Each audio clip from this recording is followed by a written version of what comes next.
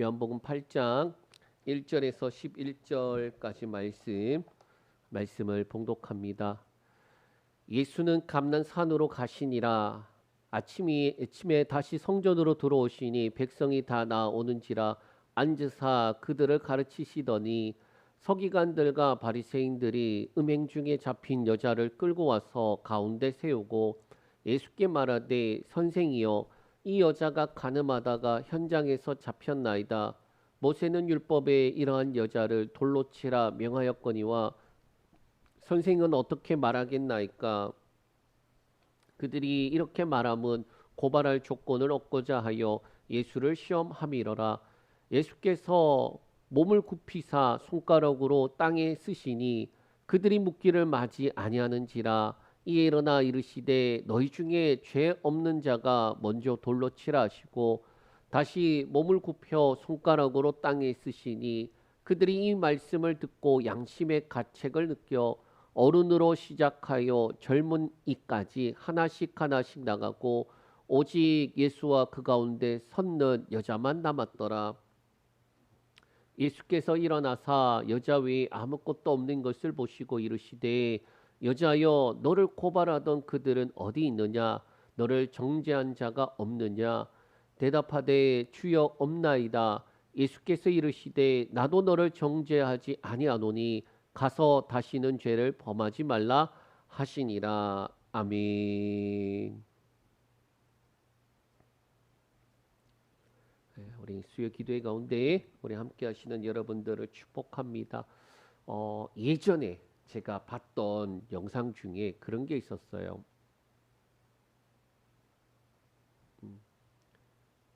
자, 화면이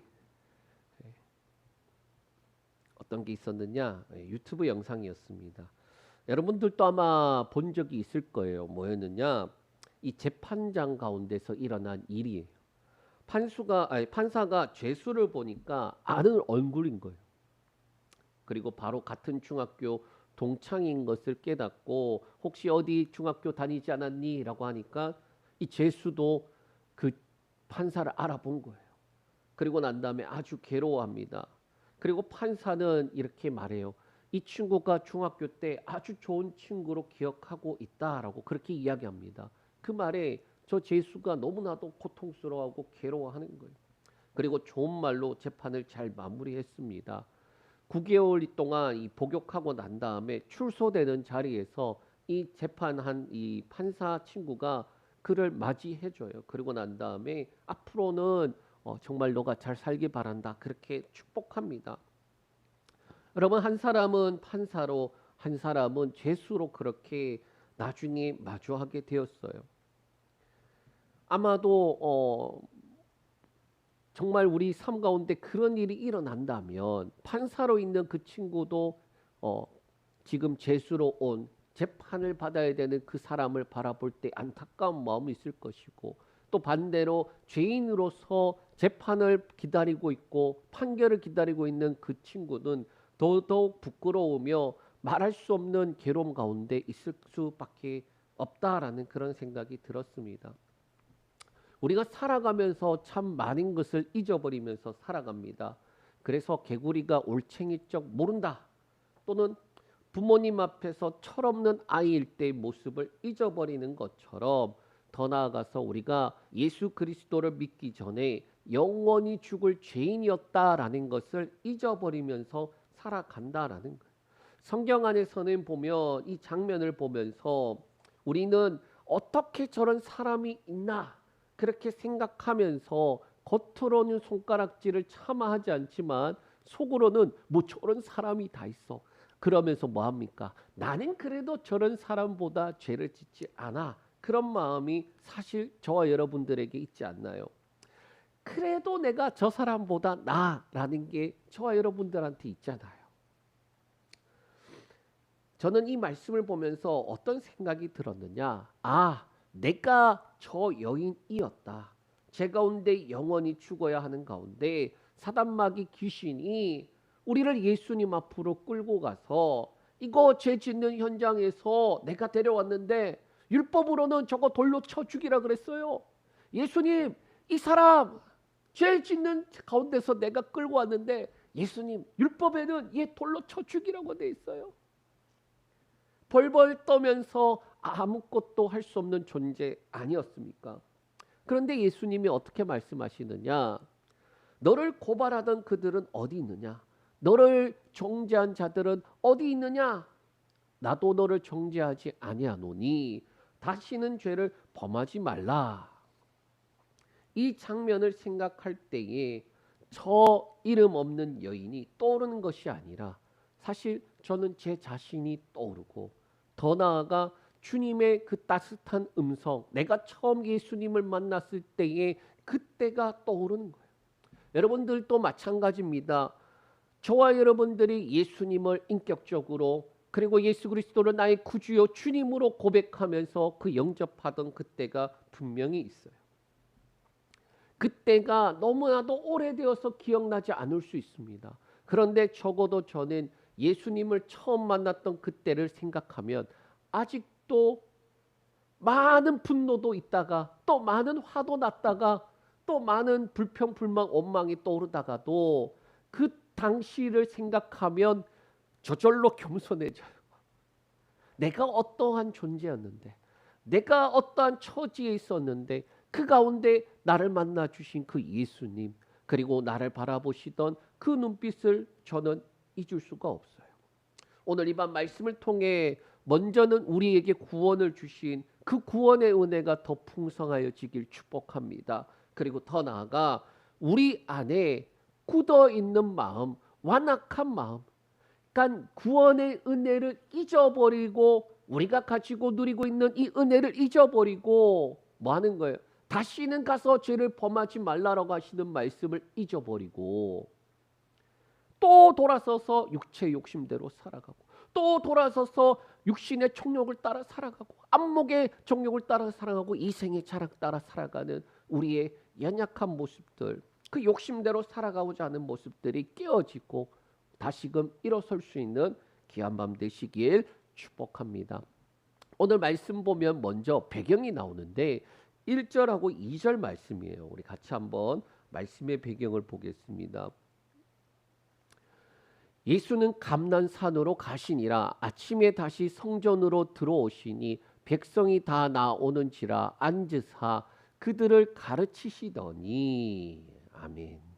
예수님께서 감난산으로 가셨다가 근데 아침이 되어서 다시 나오시는데 성전으로 오셔서 앉으셔서 하시던 일이 가르치시던 일이다라고 말씀하고 있어요.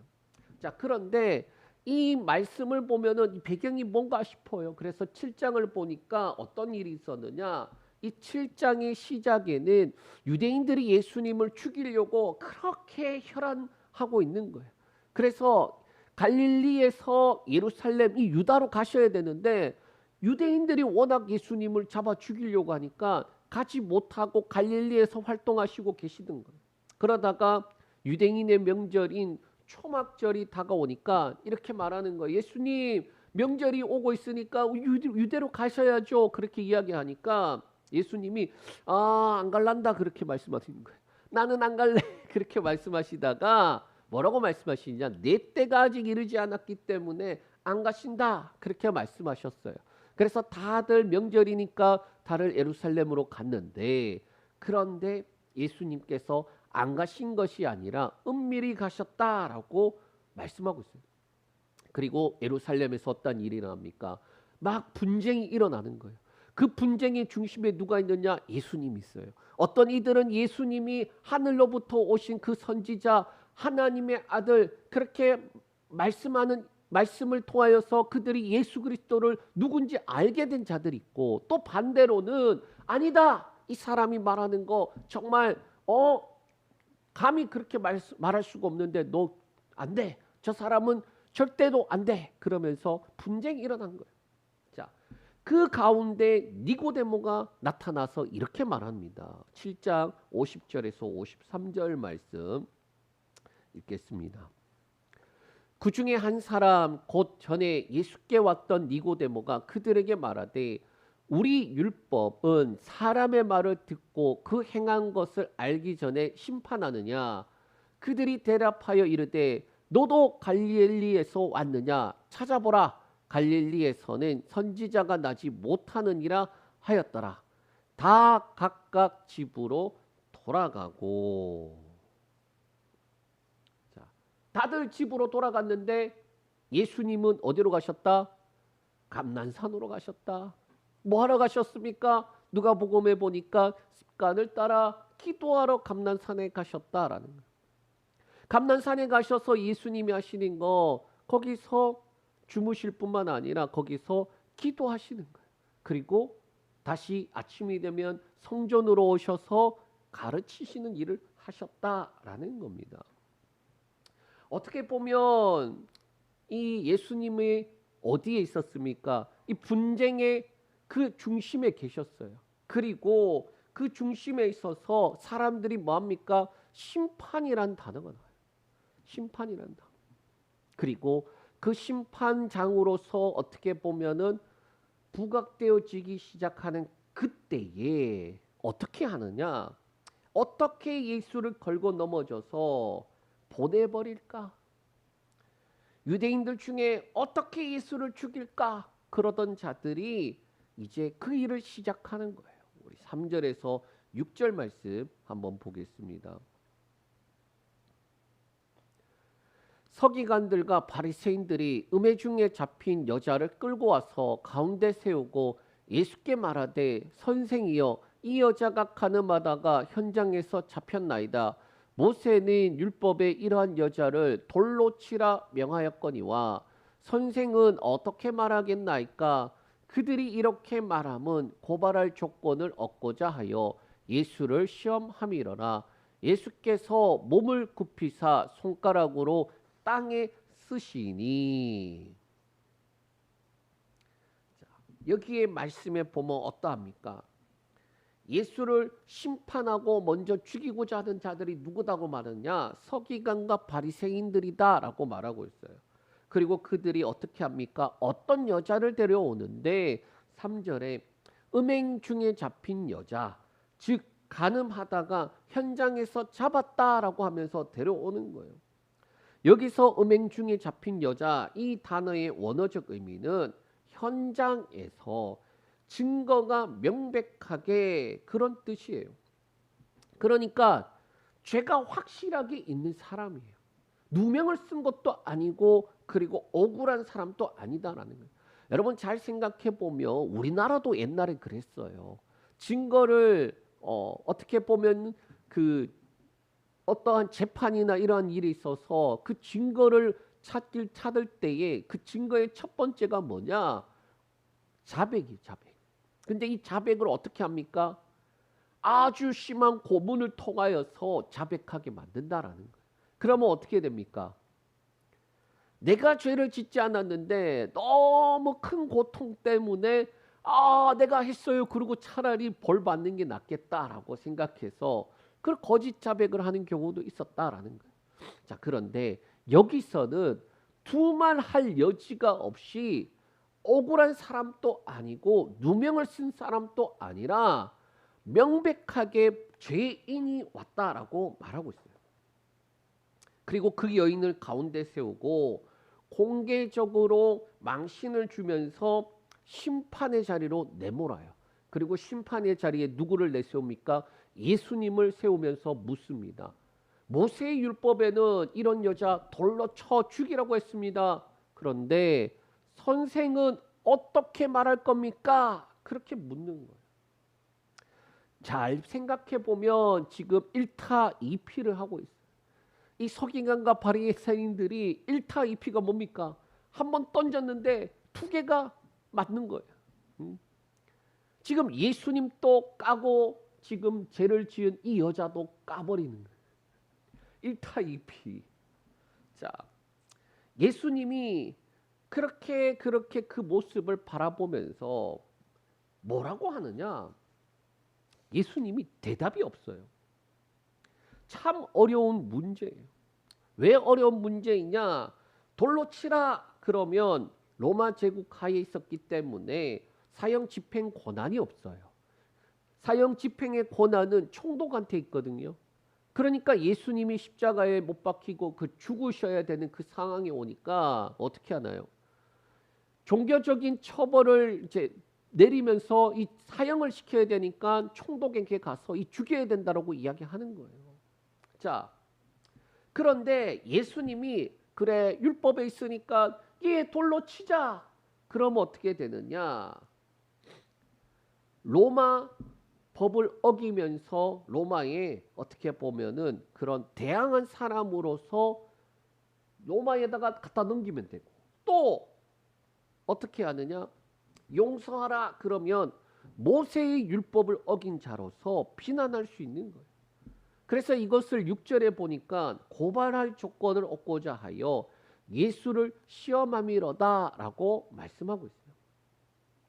여기서 확실하게 알 수 있는 것은 율법은 살리는 것이 아니라 죽이고 있는 도구로 전락하고 있다라는 거예요. 그러니까 우리가 율법을 통하여서 깨달아야 되는 게 뭡니까? 아, 우리가 죄인이구나. 죄가 죄인 것을 알게 하고 그 죄를 통하여서 뭐 하는 거예요? 자신의 처지를 알게 하는 것이 바로 율법의 역할이에요. 내가 죽을 처지에 처했고 살기 위해서 방법이 무엇인가?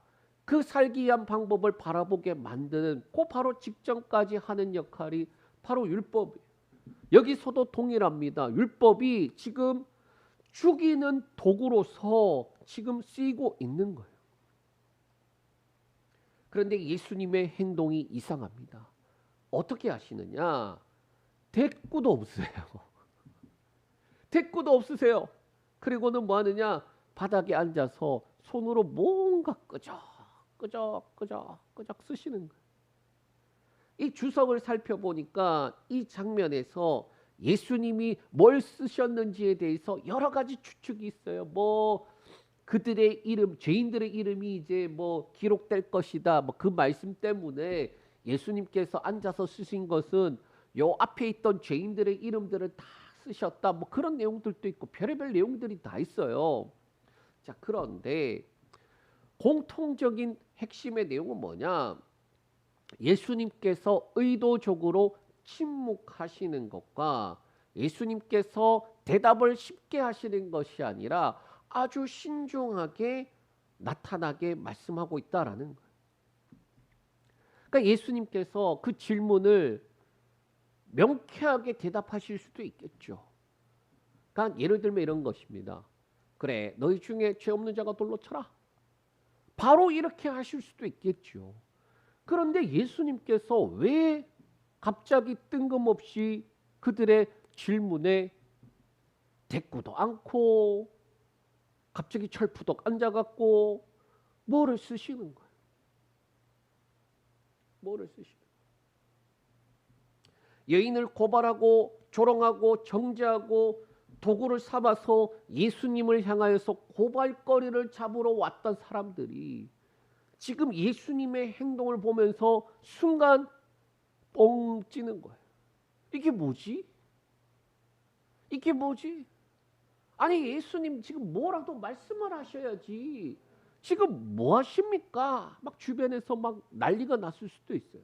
아니면 예수님의 그 행동이 너무나도 의외의 것이어서 다들 순간 이렇게 된 거죠. 제가 지금 누나를 살짝 움직였는데 동공이 지진, 그런 상황이 온 거예요.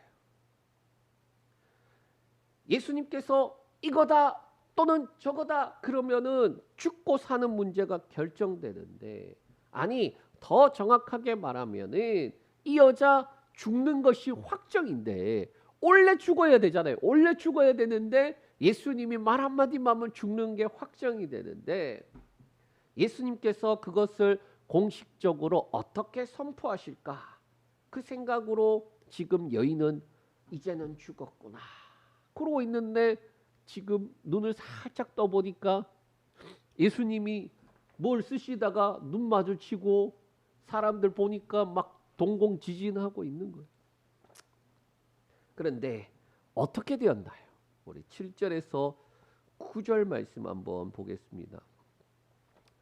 그들이 묻기를 마지 아니하는지라 이에 일어나 이르시되 너희 중에 죄 없는 자가 먼저 돌로 치라 하시고 다시 몸을 굽혀 손가락으로 땅에 쓰시니 그들이 이 말씀을 듣고 양심의 가책을 느껴 어른으로 시작하여 젊은이까지 하나씩 하나씩 나가고 오직 예수와 그 가운데 섰는 여자만 남았더라.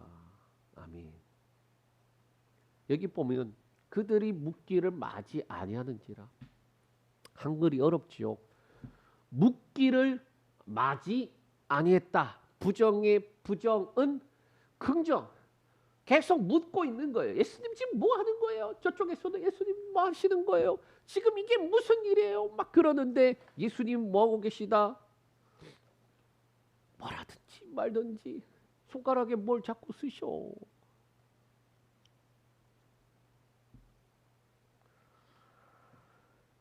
도대체 무슨 말을 쓰셨을까? 네. 저도 궁금해요.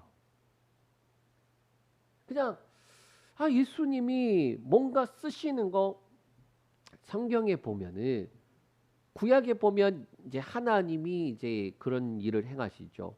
갑자기 손 하나가 딱 나타나서 벽에다 대고 메대메대 대겔 우바르신 뭐 이렇게 갖고 너 망해 죽을 거야 뭐 이런 내용이에요. 그때 그러니까 손 하나가 이렇게 해서 이렇게 쭉 쓰시는 게 구약에 한번 나오고 그 다음에 예수님이 바닥에다가 뭘 쓰셨어요.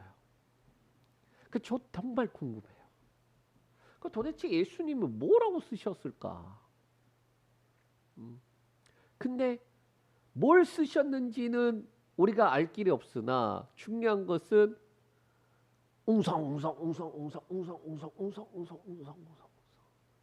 그러니까 이거다 저거다 어떻게 보면 그 가운데도 나눠졌었겠죠. 나눠졌을 텐데 예수님이 이쪽 그러면은 우와 그리고 저쪽에서는 막 그래야 되는 이게 그림인데 그게 아니라 예수님이 그래 그러고 난 다음에 앉아서 쓰셨어요. 제가 볼 때 그냥 감히 제 추측이건데 정말 그냥 별 내용 없는 내용일 것 같아요. 뭐 예를 들면 이런 것이죠. 자꾸 이쪽은 이거 하라 그러고 저쪽은 저거 하라 그러네. 그런데 나는 뭘 해야 될까? 뭐 이런 말을 쓰실 수도 있고. 그러니까 쉽게 말하면은 쓰는 데 목적이 있는 게 아니라 왜 쓰셨느냐에 대한 목적이 있다라는 거예요. 그게 뭐라는 거예요? 예수님께서 이거다 저거다라고 말씀해 주기 전에 지금 이 사람들이 뭘 요구하는지 또 이 사람들이 가지고 있는 모습이 어떠한지 또 하나 지금 아무 말 없이 지금 있는 이 여자 이 두 사람들에게 지금 너네 모습이 어떠한지 비춰주고 있는 게 아닌가 저는 그런 생각이 들더라고요. 그리고 예수님이 그 침묵을 깨고 하시는 말씀이 뭐냐 너희 중에 죄 없는 자가 먼저 돌로 치라라는 거예요. 여기서 죄 없는 자라는 단어의 뜻은 뭐냐 단순하게 죄가 없다 그런 의미가 아니라 한 번도 죄를 짓지 않았다 완전한 의로움에 대한 내용이에요. 그러니까 예를 들어서 이 여자에 비해 네가 깨끗한 거라고 생각하는 거지 이 여자에 비해 네가 덜 죄 지은 것뿐이지 죄가 없는 사람이 있니? 감히 하나님 앞에 죄 없다라고 할 수 있니? 바리새인 너네 말씀을 그렇게 율법을 지키기로 그렇게 결단하면서 민족을 위해서 목숨 걸고 말씀 잘 지켜 좋아. 그런데 너네 속마음까지 깨끗하니? 너희 중에 죄 없는 자가 먼저 돌로 치라. 이 먼저라는 말 때문에 행동의 책임까지 묻는 거예요. 감히 하나님 앞에서 의롭다고 할 수 있는 사람이 있니? 감히 하나님 앞에서 행동으로 짓지 않았다고 해서 죄가 아니다고 말할 수 있는 사람이 있니? 그리고 감히 죄가 없다고 할 수 있니? 율법을 부정하는 것이 아니라 율법의 정죄의 도구를 삼으려고 하는 자들, 그들의 내면을 겨냥하는 거예요. 그리고 난 다음에 예수님이 또 뭐 하십니까? 땅에 또 뭘 쓰세요? 내용이 중요한 게 아니라 뭐 하시는 거라? 그 쓰시는 목적이에요. 어떻게 보면은 우리의 인생도 마찬가지인 것 같아요. 부모들은 어떠합니까? 자식이 잘못한 거 보면은 야, 너 왜 그래? 이러면서 바로 지적하잖아요. 그게 인내심이 없잖아요, 우리는. 예. 애가 잘못하면은 조금 더 지켜보면서 계속 지켜봐 주고 있다가 애가 뭔가 이상해서 이렇게 아버지를 어머니를 이렇게 싹 보다가 아 이러고 이제 잘못했구나 깨달으면 참 좋을 텐데, 불행하게도 저와 여러분들은 그만큼의 인내심이 없기 때문에 어떠합니까? 하려고 그러는데 벌써 이제 이야기하고 있어요. 그런데 예수님의 모습이 어떠하다? 정죄의 도구를 통하여서 죄를 직면시키는 것이 아니라 침묵을 통하여서 그들의 죄를 직면시켜 주시는 거예요. 이게 은혜 아닙니까? 이걸 조금 더 쉽게 풀면 이런 거예요. 여러분, 저와 여러분이 수많은 죄를 짓고 살아가잖아요. 그때마다 하나님이 번개로 때렸으면은 저와 여러분들이 살아남을 만했습니까? 감히 지금 또 예배 드리고 하나님 앞에 나갈 수 있나요? 침묵하시니까, 땅에 글이라도 쓰고 계시니까 하나님이 우리가 지금 살아남고 있다고요. 그걸 뭐라고 하느냐? 은혜라고 말씀하고 있다라는 거예요.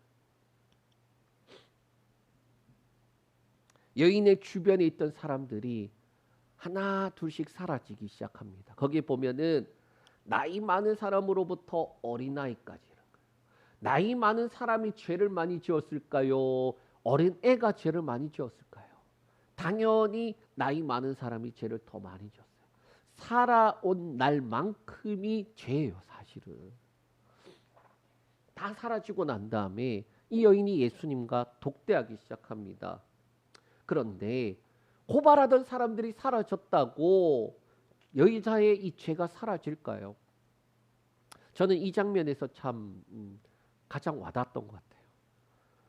고발하던 사람들이 사라졌다고 죄가 사라지는가?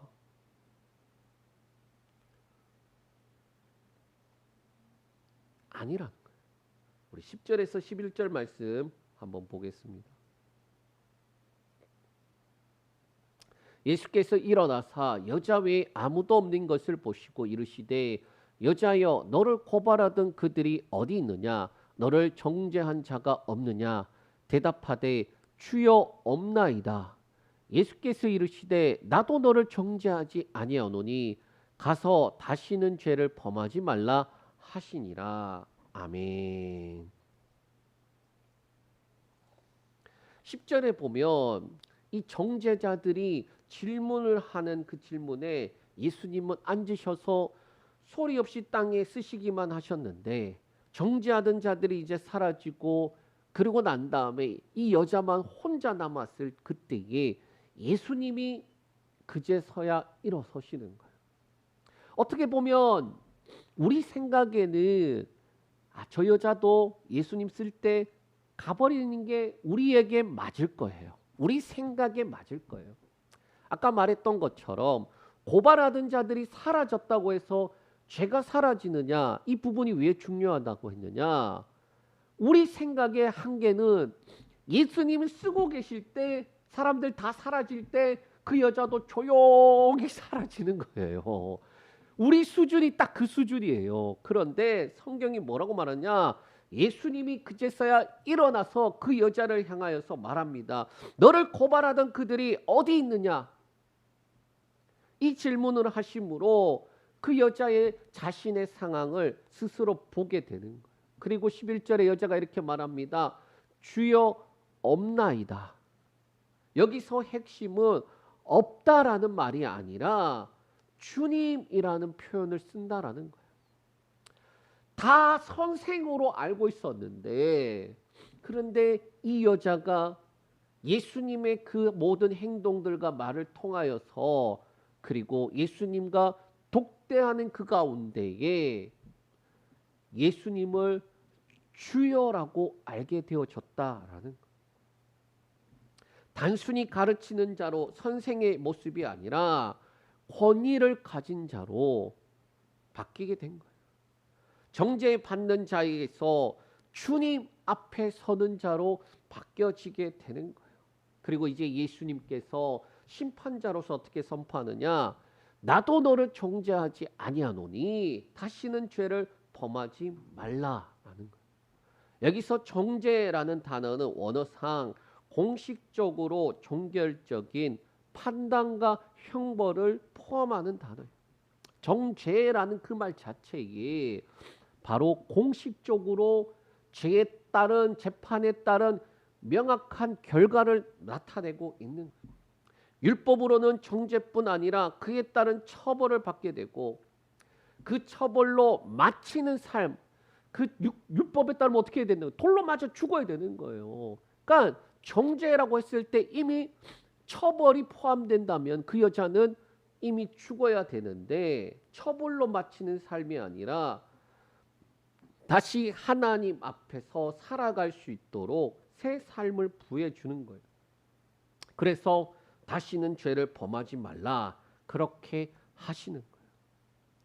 자, 예수님이 땅에 뭔가 쓰고 있을 때 사람들이 하나 둘 다 사라지다가 이 여인 또 눈치 보고 있다가 싹 사라졌어요. 그러면 어떻게 되느냐? 이 여자 죄가 없어지는 게 아니라 그 여자가 예수님 없이 그 여자가 그 마을에서 정죄받아서 죽을 수 있지 않을까요? 제가 말하고자 했던 요점이 이거였어요. 아니 이 여자의 죄가 사라지지 않는데 그러면은 뭔 말이냐? 예수님과 상관없이 이 여자는 율법에 따라서 처벌하려고 그럴 텐데 다 사라지고 난 다음에 예수님이 다 사라지고 이 여자만 남은 걸 보고 뭐 하시는 거예요? 그에게 재판을 하시고 재판의 결과를 알려주시는 거예요. 정죄의 결과가 뭐냐? 율법으로 하면은 이 여자 돌에 맞아 죽어야 되는 삶. 죄에 따라서 지금 처벌받고 끝나는 삶을 살아야 되는데 예수님께서 말씀하시는 이 말씀 때문에 어떻게 되는 거예요? 처벌받고 끝나는 삶이 아니라 하나님 앞에서 새로운 삶을 살아갈 수 있도록 길을 열어주시는 거예요. 새로운 삶이 부여됐기 때문에 그에 합당한 삶을 살아가라. 너의 죄를 관대하게 넘어가 주겠다 이게 아니에요. 그건 은혜가 아니에요. 덮어놓고 묻어간다 그거 은혜 아니에요. 여러분 우리가 수많은 죄 가운데서 예수 믿었으니까 그래도 괜찮아 아니에요. 덮어놓고 우리가 그렇게 살아가는 게 아니라 그 모든 죄에 대한 책임과 처벌과 그 모든 것들을 누가 대신 지셨습니까? 예수 그리스도께서 담당하신 거예요. 그러니까 우리의 모든 죄가 덮어놓고 넘어갈 수 있는 게 아니라 덮어놓고 싶었겠지만 우리는 그런데 그 하나하나 예수 그리스도께서 감당하셨기 때문에 우리에게 뭐가 부여된 겁니까? 새로운 삶을 살아갈 수 있는 길이 열린 거예요. 그리스도인들에게 정말 무서운 말이 뭐냐? 예수 믿었어 너 천국 가. 그걸 부정하는 게 아니에요. 그러고 난 다음에 나는 죽으면 천국 가니까 그냥 지 마음대로 살아가요. 어차피 죽으면 천국 갈 텐데. 그런데 여러분 우리에게 은혜를 안다, 구원의 은혜를 안다는 말이 뭐냐? 내 모든 죄가 덮어놓고 끝나는 게 아니라 예수 그리스도께서 담당하시고 나에게 새로운 삶을 주셨다. 그거 아는 거예요. 그거 아는 거예요. 그리스도인들에게 주어져 있는 이 인생은 그 은혜를 알고 살아가는 거예요. 나도 너를 정죄하지 아니한다. 죄는 내가 담당할 테니 너는 그에 합당한 삶을 살아가라. 그렇게 말씀하시는 거예요. 가끔 이제 제가 그런 생각을 해요. 예수님 믿고 난 다음에도 수많은 죄를 짓고 살아가는데, 아, 주님, 이러시려고 주님 돌아가셨습니까? 죽으셨습니까? 이게 마음이 갑갑해져요. 예수님께서 그렇게 대단하신 분인데 나같이 보잘것없는, 돌아서면 죄밖에 없는, 이러려고 예수님 죽으셨나? 이제 여인의 입장에서 한번 생각해 볼까요? 사람들이 다 사라졌어요. 그리고 예수님이 나도 너를 정죄하지 아니한다. 다시는 죄를 범하지 말라. 그렇게 하세요. 그런데 어떠합니까? 이미 내가 죄인인 거 다 알고 있는데요. 내가 어떻게 살아갈 수 있을까? 그런 생각이 들지 않겠어요? 감히 추측하기로는 정죄한 사람들이 길 가다가 그 여인을 마주한다고 할지라도 저는 감히 추측하건대 그 여자를 정죄하지 않았을 거라 생각해요. 율법 앞에서 모두 다 죄인임을 보았기 때문에 예수님과 그리고 예수님의 그 침묵 속에 정죄하던 자들은 자신의 그 죄가 보였을 거고, 정죄받고 있는 이 여인은 자신의 죄가 보였기에 길 가다가 서로 마주한다 할지라도 얘 지난번에 음행하던 현장에 잡혔던 여자, 부끄러운 여자, 저거 돌로 쳐 죽여야 되는데 그러지 않았을 거예요. 네가 더 큰 죄 졌냐? 작은 죄 졌냐? 네가 드러나는 죄를 졌냐? 드러나지 않는 죄를 졌냐? 그 차이뿐이지 모두 다 죄인이다. 그 죄인은 심판이 두려운 거예요. 그 심판자 대신 예수 그리스도, 그분 앞에 그들이 서 있는 경험을 한 거예요. 그리고 이 여인은 다시는 일하는 이 기회를 얻게 된 겁니다. 우리가 그리스도인으로 이 땅을 살아가고 있습니다. 예수를 믿을 때 주님, 내가 다시는 이렇게 저렇게 하지 않겠습니다. 그렇게 했어요. 그 결심이 했습니다.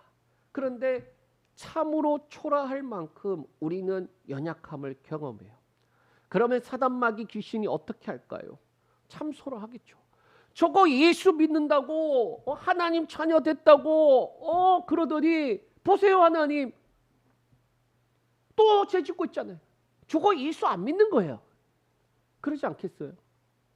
말씀 보니까 이런 말씀이 있더라고요. 스가랴서 3장 1에서 5절 말씀 읽겠습니다. 대제사장 여호수아는 여호와의 천사 앞에 섰고 사탄은 그의 오른편에 서서 그를 대적하는 것을 여호와께서 내게 보이시니라. 여호와께서 사탄에게 이르시되 사탄아, 여호와께서 너를 책망하노라. 예루살렘을 택한 여호와께서 너를 책망하노라. 이는 불에서 꺼낸 그슬린 나무가 아니냐 하실 때에 여호수아가 더러운 옷을 입고 천사 앞에 서 있는지라. 여호와께서 자기 앞에 선 자들에게 명령하사 그 더러운 옷을 벗기라 하시고 또 여호수아에게 이르시되 내가 네 죄악을 제거하여 버렸으니 네게 아름다운 옷을 입히리라 하시기로 내가 말하되 정결한 관을 그의 머리에 씌우소서 하매 곧 정결한 관이 그의 머리에 씌우며 옷을 입히고 여호와의 천사는 곁에 섰더라. 아멘. 여러분 이 말씀 보시면 어떠한가요? 대제사장 여호수아가 여호와 천사 앞에 서 있어요. 근데 사탄이 그 옆에서 뭐라고 합니까? 대적해요. 이 대적하다라는 말이 히브리어로 사탄하다라는 뜻이에요. 사탄이라는 이 이름 자체가 뭐다? 고소자, 대적자라는 거예요. 그런데 뭐라고 말하냐?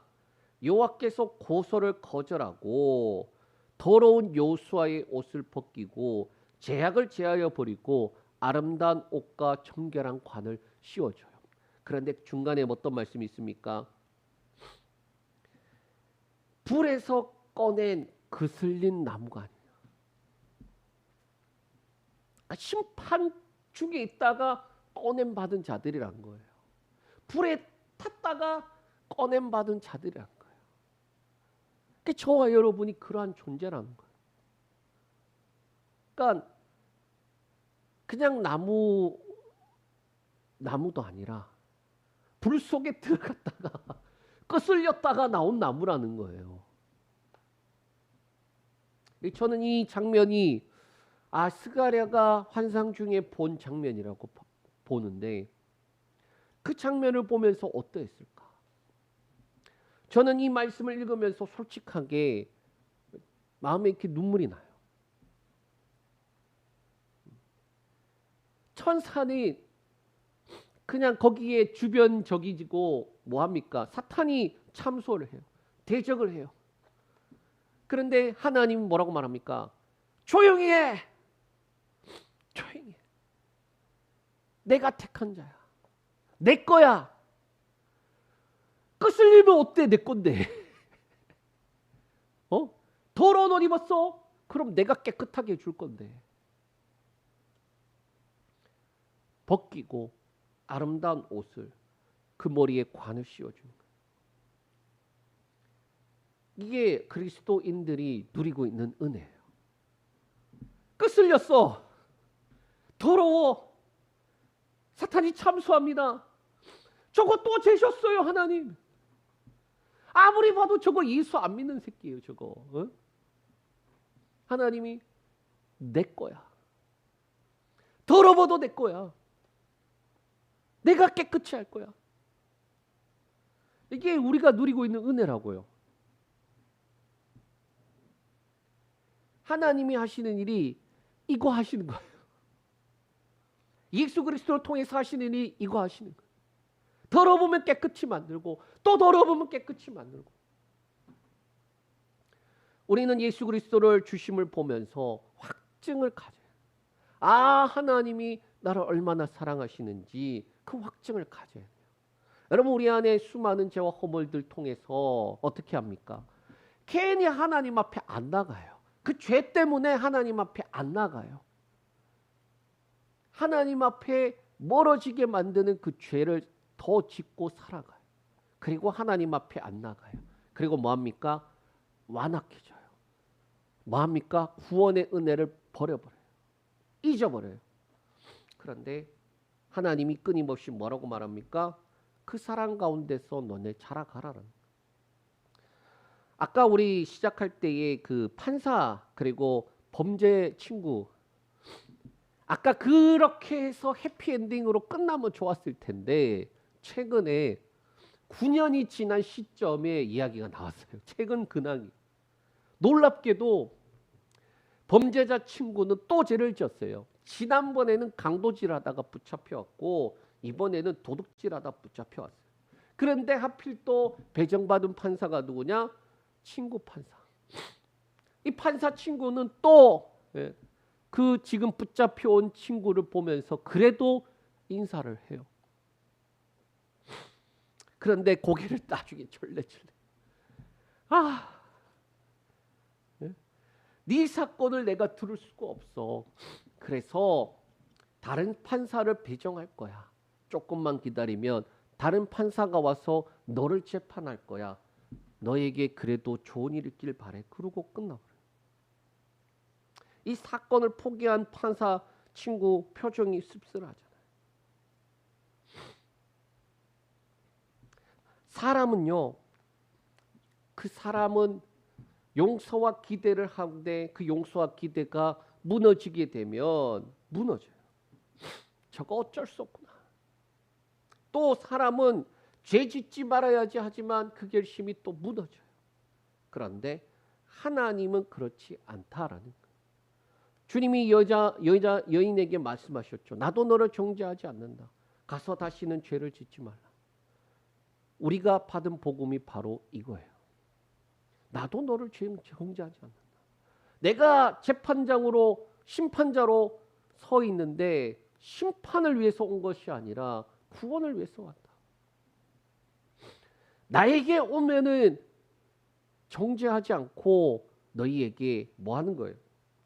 다시는 죄짓지 않고 살아갈 수 있는 그 은혜를 부어 주시겠다라는 거예요.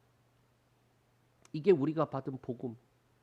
우리도 죄 가운데 있었고 현장에 붙잡힌 자들처럼 아무 말 못하고 심판 날만 기다리던 자들이었어요. 그런데 주님은 정죄가 아니에요. 여러분, 하나님이 우리를 정죄하려고 했으면은 심판해버렸죠. 지옥 가 그러고 끝나버리는 거예요. 그런데 그게 아니라는 거예요. 정죄가 아니라 다시는 이 같은 죄 짓지 마. 다시는 죄 짓지 마. 그런데 우리는 예, 다시 안 짓겠습니다 라고 결심하는데 또 져요. 그런데 예수님은 다시는 죄 짓지 마. 언제든지 내게 돌아와서 씻김받고 그리고 다시 새 힘을 얻어서 예수 그리스도 가운데서 살아가라 라고 말씀하시는 거예요. 그게 우리에게 주신 구원의 은혜입니다. 이 은혜를 누리는 저와 여러분들 되시길 축복합니다. 기도하겠습니다. 하나님 감사합니다. 우리가 참 죄인이고 그 죄 가운데서 영원히 죽을 수밖에 없는 존재였는데 우리가 참 많이 잊어버리고 살아갑니다. 내가 예수를 처음 만났던 그때 그 은혜, 그 구원의 감격을 잊어버리고 종교화된 우리의 모습들, 외식화된 우리의 모습들, 그래서 서로를 비교하면서 네가 낫네 내가 낫네 그러고 있는 모습들, 갈라짐과 깨어짐들, 아버지 하나님 불쌍히 여겨 주시옵소서. 주님이 침묵하실 때에 오히려 우리 안에 있는 더러움들이 보여질 뿐만 아니라 그 침묵하심 때문에 우리가 죄인임을 더 깊이 깨달아 주께 돌이킬 수 있는 은혜 주셨기에 주님 감사합니다. 정죄하지 않으시고 오히려 바라보시며 침묵하셨기에, 인내하셨기에, 기다려 주셨기에 우리가 오늘 또 살아갈 수 있음을 인하여 감사합니다. 주님, 우리를 불쌍히 여겨 주시사 예수 그리스도 가운데서 살아가게 하여 주시고 육체의 정욕과 안목의 정욕과 이 생의 자랑으로 살아가지 않게 하여 주시고 하나님의 기쁘신 뜻과 목적을 이루어가며 살아갈 수 있는 귀한 삶이 되게 하여 주시옵소서. 하나님, 기도하고 간구할 때에 우리에게 먼저 구원의 기쁨과 구원의 은혜가 풍성하게 충만하게 넘치게 하여 주시고 그 은혜를 힘입어서 하나님 날마다 믿음의 발걸음이 복되게 하여 주시옵소서. 오늘 밤 기도합니다. 기도하는 것 위에 주의 은혜를 부어 주시옵소서. 예수님의 이름으로 기도합니다. 아멘.